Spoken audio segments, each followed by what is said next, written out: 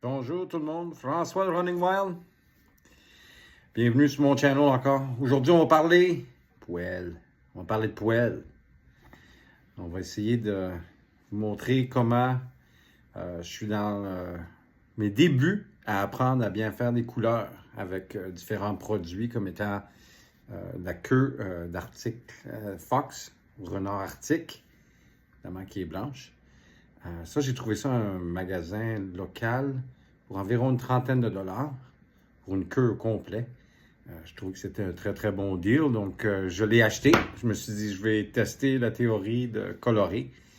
Donc j'ai ça, puis j'ai une grosse patch aussi d'ours polaire qu'on va aussi couper en morceaux. Puis qu'ensuite, on va les mélanger les deux ensemble dans les mêmes couleurs. Je vais voir s'ils marchent ensemble. En théorie, on en a déjà fait ensemble où je travaillais avant chez Flying Blur Distribution. Donc, j'ai une bonne idée de quoi faire. J'ai des nouvelles couleurs que je veux tester. Puis, vous allez rire, mais une de mes meilleures couleurs à date et meilleures teintures que j'utilise, c'est du Kool-Aid. Donc, on va tester les différentes couleurs. Le rouge est très beau. L'orangé est super beau aussi. J'ai des duotones qui s'en viennent. J'ai bien hâte de vous montrer le procédé. C'est pas mal cool. Donc, parfait pour des journées pluvieuses où il fait pas assez beau pour aller pêcher.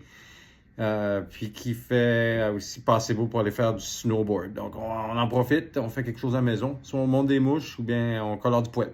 Donc, procédé numéro 1 du poêle.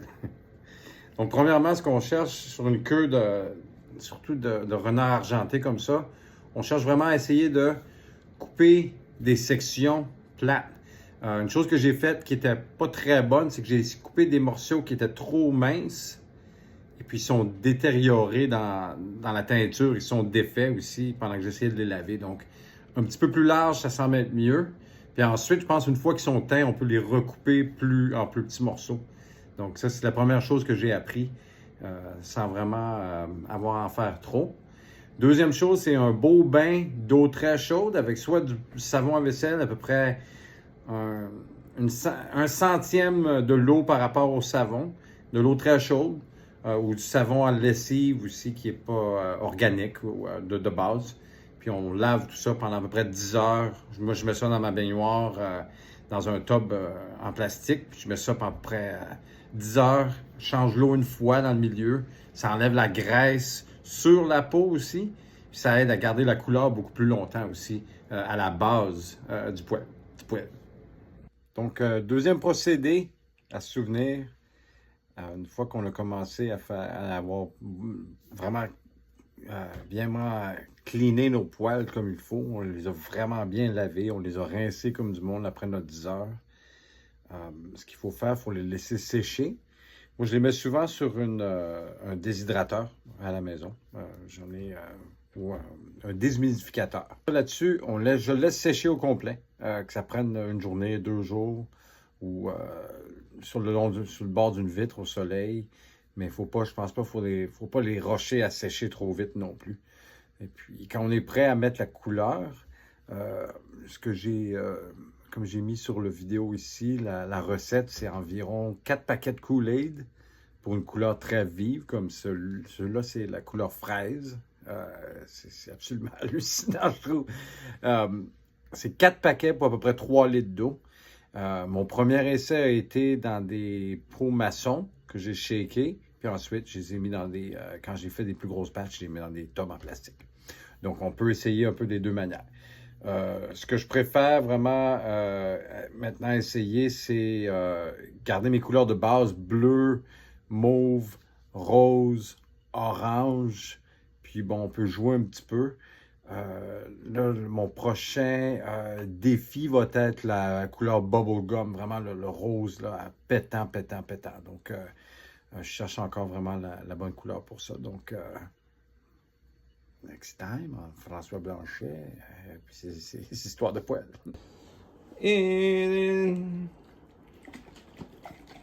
on fait de la lessive, on lave du poêle. We're cleaning hair.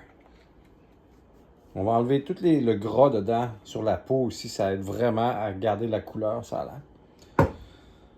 Donc, on laisse ça mijoter. On revient à tout à l'heure. Bye!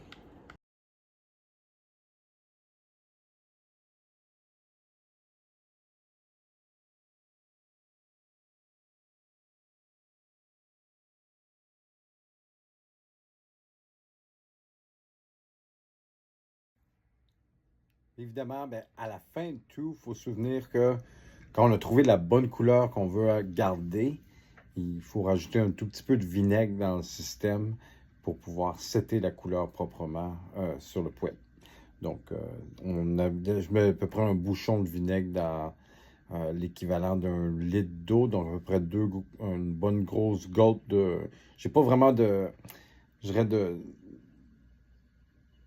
volume comme tel, sauf que tant qu'on en met un petit peu de vinaigre, qu'on shake bien, tant que ça sent pas trop, je ne mets jamais trop de produits, que ce soit n'importe quoi, même le savon, ça va jamais vraiment faire de trop de bulles.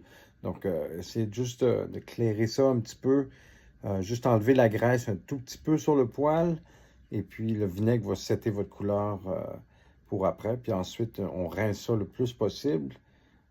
Ensuite, on laisse sécher, puis on commence à monter des mouches. Enjoy, have fun.